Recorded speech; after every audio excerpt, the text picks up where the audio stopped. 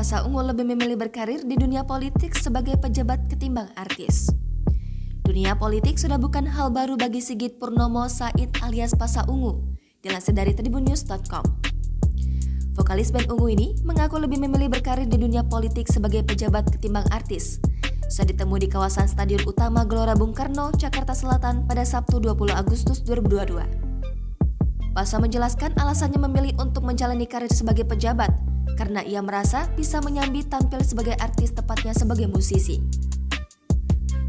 Sementara ia beranggapan bahwa dirinya tak bisa menyambi sebagai pejabat jika hanya memilih karir sebagai musisi. Sebab dikatakan Pasha untuk menjadi pejabat di dunia politik harus melalui proses demokrasi terlebih dahulu. Bersama Partai Amanat Nasional, Pasha Ungu berencana maju sebagai caleg dan mengincar kursi DPR RI DKI Jakarta Dapil 3. Niat tersebut sudah diumumkan jauh-jauh hari, termasuk ketika ia ikut ke KPU untuk mendaftarkan PAN ke pemilu 2024.